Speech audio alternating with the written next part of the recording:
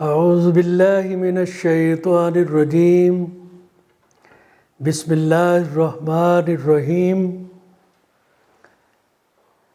عزیز دوستو، idea foundation forum میں آپ سب کو خوش آمدید کہتا ہوں۔ آج میں آپ دوستوں کی خدمت میں اللہ، قرآن اور انسان کے عنوان کے تحت 40واں لیکچر پیش کرنے کی اجازت چاہوں گا۔ دلچسپی رکھنے والے دوست پچھلے ویڈیوز آئیڈیا فاؤنڈیشن کی ویب سائٹ یا اس کے یوٹیوب چینل پر دیکھ سکتے ہیں۔ ان تمام پروگراموں کی تحریری کاپیاں بھی آئیڈیا فاؤنڈیشن کی ویب سائٹ پر پڑھی جا سکتی ہیں۔ آخری سیشن میں ہم نے ریسرچ ٹاپک انسان کائنات کا کپتان means captain of the universe پر گفتگو کی تھی۔ آج ہم ریسرچ ٹاپک روح کا سفر جاوداں کے موضوع پر گفتگو کریں گے۔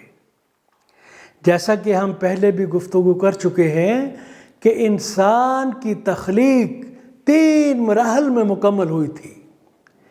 پہلے مرحلہ میں اللہ کریم نے انسان کی شخصیت کا تصور کیا تھا۔ انسان کی تخلیق، اس کی حیثیت اور کردار کا ایک عظیم منصوبہ اس کی جسمانی تخلیق سے پہلے ہی طے کر لیا گیا تھا۔ پھر ایک مناسب جسم تشکیل دیا گیا تھا جسے کمال خوبیوں اور صلاحیتوں سے آراستہ کر دیا گیا تھا، اور پھر انسان کی ایسی شخصیت کی تکمیل کے لیے جو نیابت کا رول مؤثر ترین انداز میں ادا کرنے کے قابل ہو، اس کو روحانی پیدائش سے نوازا گیا تھا۔ قرآن حکیم نے اس کو ایک اور تخلیق another creation یا ایک اور میک another میک کہا ہے۔ سورہ المومنون کی آیت 14 میں بیان ہے، پھر بنایا اس بوند سے لہو جمع ہوا، پھر اس جمے ہوئے لہو سے بنایا گوشت کا ایک لوتھڑا، پھر بنائی اس گوشت کے لوتھڑے سے ہڈیاں، پھر پہنایا ہڈیوں پر گوشت، اور پھر ہم نے ایک اور تخلیق کے لیے اسے تیار کیا۔ سو اللہ بڑی برکت والا ہے، سب سے بہتر بنانے والا ہے۔ آیت کا حصہ ثم انشأناہ خلقا آخر، جسمانی پیدائش کے بعد انسان کی روحانی پیدائش کی طرف اشارہ کرتا ہے۔ انسان کی اس دوسری تخلیق یا روحانی پیدائش کو سورہ الحجر کی آیت 29 میں مزید وضاحت و صراحت سے بیان کیا گیا ہے۔ سنیے، اور جب میں اس کو تناسب یعنی شکل صورت دے چکوں اور اپنی روح اس کے اندر پھونک دوں تو پھر تم سب اس کے سامنے سجدہ میں گر پڑو۔ یہ فرشتوں کو حضرت آدم علیہ السلام کے مجسمے کو سجدہ کرنے کے واقعے کی طرف اشارہ ہے۔ برائے کرم اسکرین پر دکھائے گئے ہر لفظ پر توجہ فرمائیں۔ وَنَفَخْتُ فِيهِ مِن رُوحِي، اور جب میں مینز اللہ اپنی روح his own soul اس کے اندر پھونک دوں، مینز آدم کے اندر پھونک دوں۔ دس از فرام اللہ، اللہ فرماتا ہے۔ وَنَفَخْتُ، اور میں مینز اللہ پھونک دوں۔ یہاں پہ انگریزی میں جس کو کہتے ہیں فرسٹ پرسن سنگولر کا استعمال کیا گیا ہے، مینز آئی، ہز پرسنل۔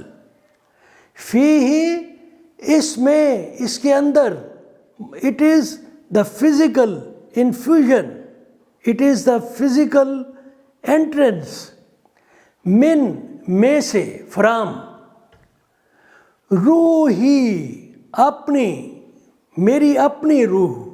یہاں پہ انگریزی میں جس کو کہتے ہیں possessive pronoun of first person singular, مائی۔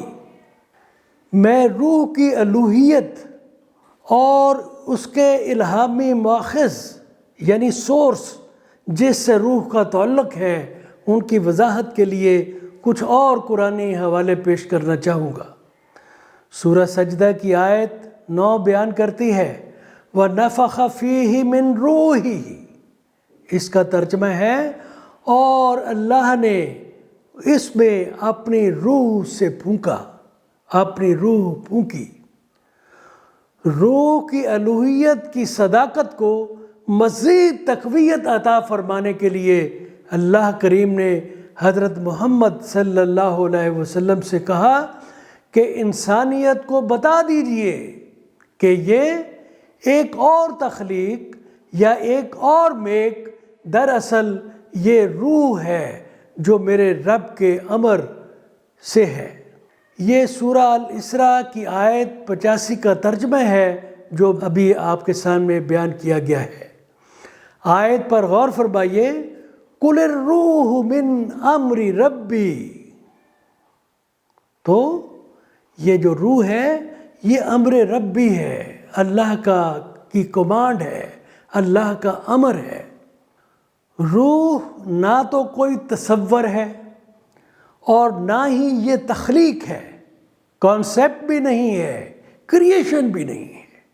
روح اللہ کا امر ہے، امر ربی ہے، اور یہ انسان کی مادی تخلیق سے آزاد ہے، ایک الگ حقیقت ہے۔ انسان کا جسمانی وجود مادے سے تخلیق کیا گیا جو زمین کے مادی قوانین کے تحت چلتا ہے، جبکہ روح کا تعلق اللہ کی الوہیت سے ہے۔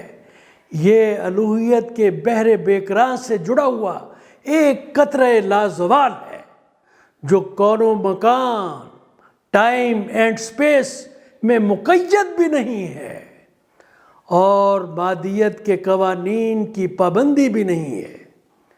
سورہ النساء کی آیت اس حقیقت کا انکشاف کرتی ہے کہ اللہ نے انسانیت کو ایک روح سے پیدا کیا۔ آیت پر غور فرمائیے، خَلَقَكُم مِّن نَفْسٍ وَاحِدَةٍ۔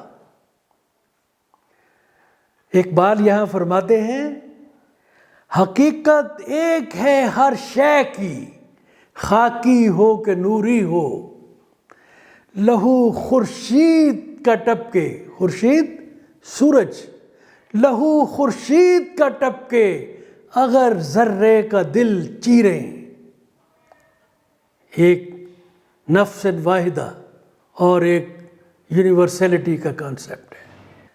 ایک اور شعر سنیے، کمال وحدت یاں ہے کہ نو کے نشتر سے تو جو چھیڑے، یقین ہے مجھ کو گرے رگے گل سے قطرہ انسان کے لہو کا، حسن ازل کی پیدا ہر چیز میں جھلک ہے،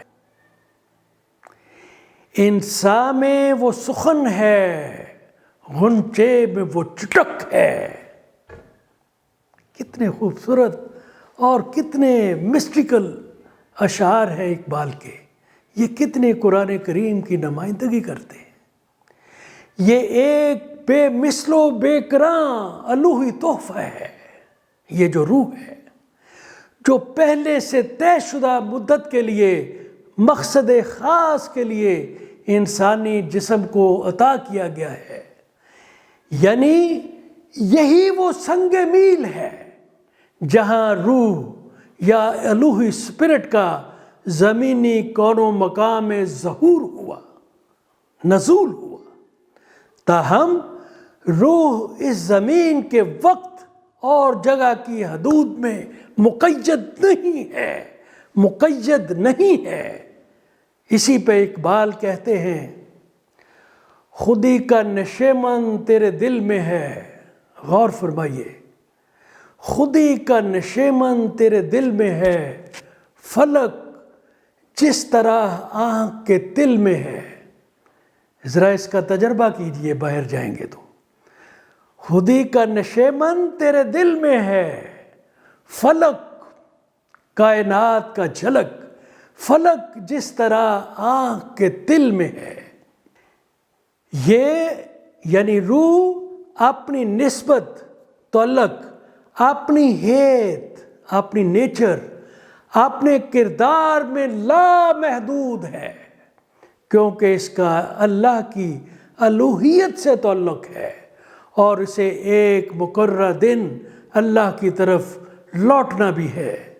یہاں پہ اقبال کہتے ہیں، اپنی جلاں گاہ زیر آسمان سمجھا تھا میں، آب و گل کے کھیل کو۔ آب کیا ہے؟ پانی۔ گل کیا ہے؟ مٹی۔ آب و گل کے کھیل کو اپنا جہاں سمجھا تھا میں۔ تو عزیز دوستو، روح کے اس دھرتی کے کون و مقام نزول اور انسانی جسم میں اس کے دخول و افزائش کا مقصد انسان کی شخصیت کو اللہ کی الوہیت سے آراستہ کرنا تھا، تاکہ وہ اللہ کی نیابت کے قابل ہو سکے۔ روح چونکہ اللہ کی قربت میں رہ چکی ہوتی ہے، وہ اللہ کی فطرت اور شان الوہیت سے بخوبی واقف ہوتی ہے۔ اس طرح یہ روح انسان کو اس دنیاوی زندگی میں اپنے خالق و مالک کے ساتھ گہرا تعلق قائم کرنے کی ترغیب دیتی ہے۔ یہ انسان کی فطرت کو اللہ کی فطرت کے سانچوں میں ڈھالنے میں مدد کرتی ہے۔ اللہ اکبر!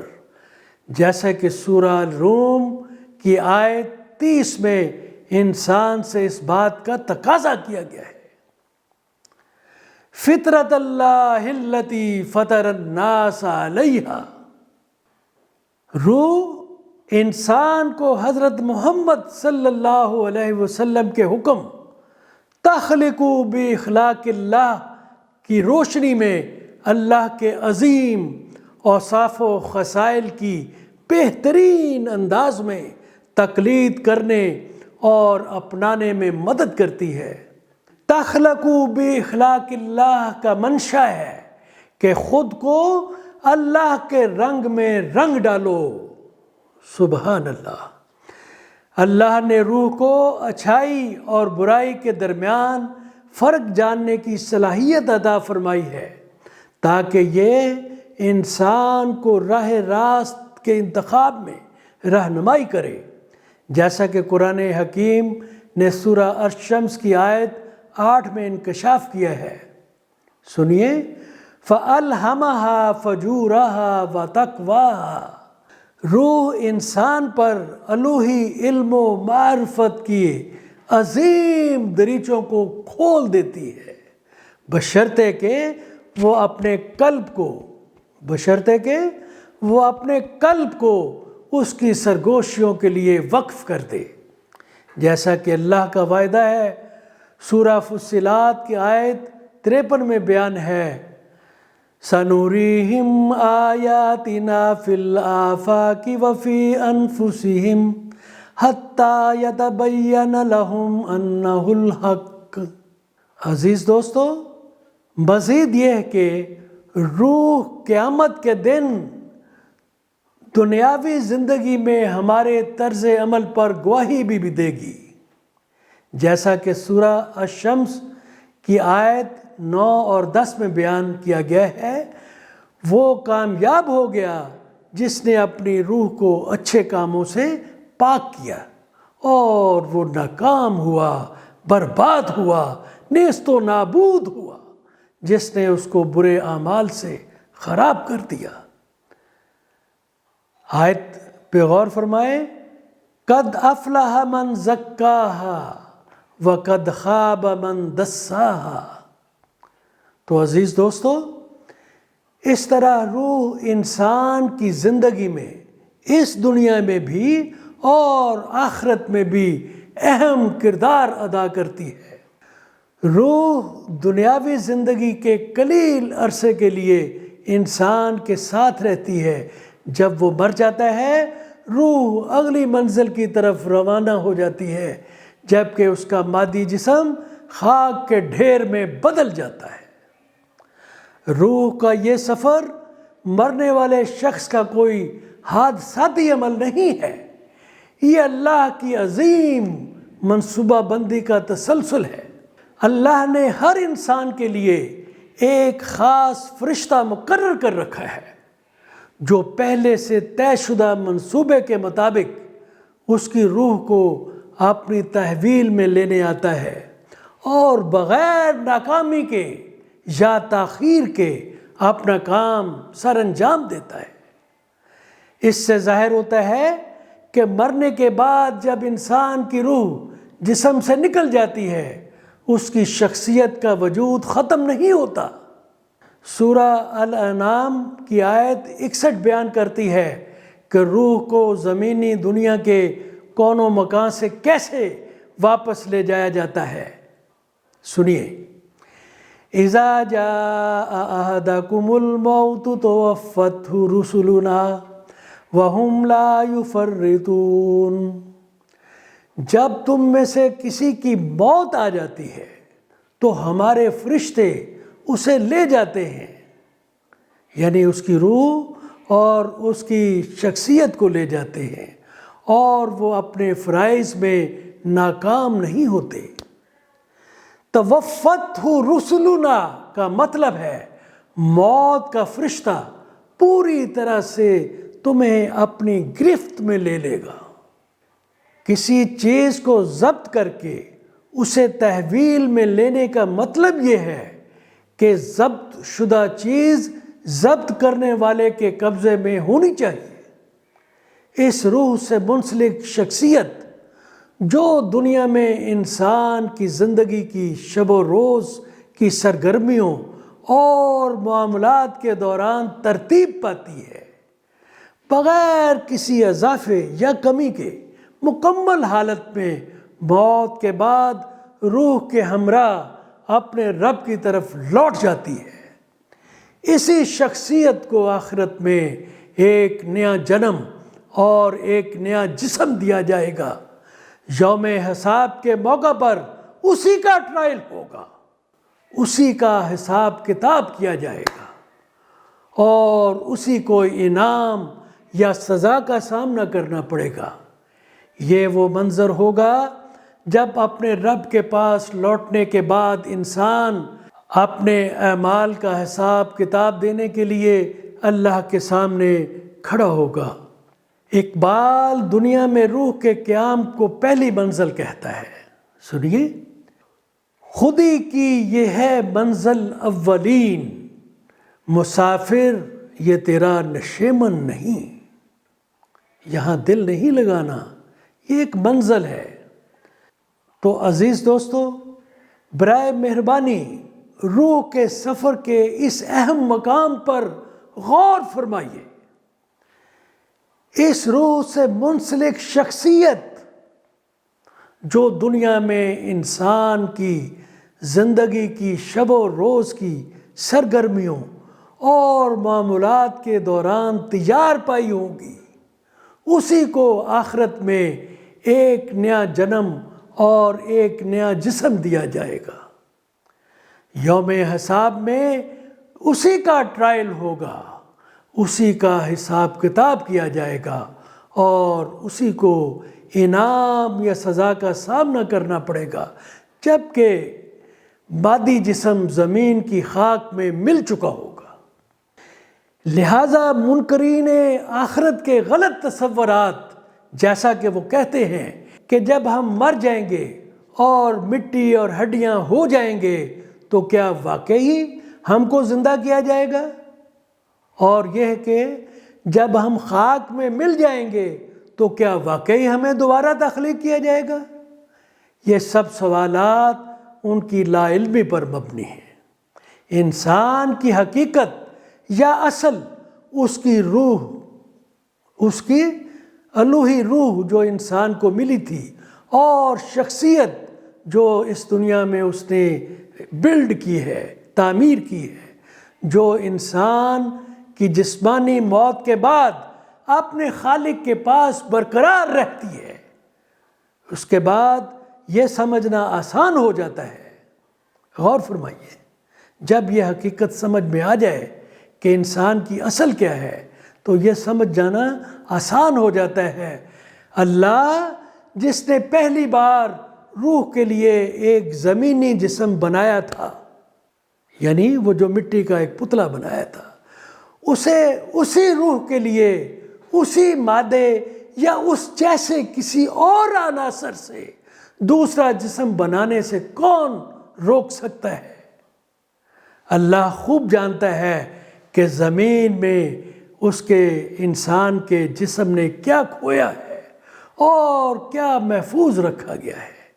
سورہ کاف کی آیت 4 میں انکشاف کیا گیا ہے، سنیے، قَدْ عَلِمْنَا مَا تَنْقُصُ الْأَرْضُ مِنْهُمْ وَعِنْدَنَا كِتَابٌ حَفِيظٌ، جس کا مطلب ہے ہم جانتے ہیں، یعنی اللہ جانتا ہے کہ زمین ان سے کیا گھٹاتی ہے، یعنی انسان کے جسم سے کیا کنزیوم ہو جاتا ہے، اور ہمارے پاس برقرار رکھنے والا ریکارڈ ہے۔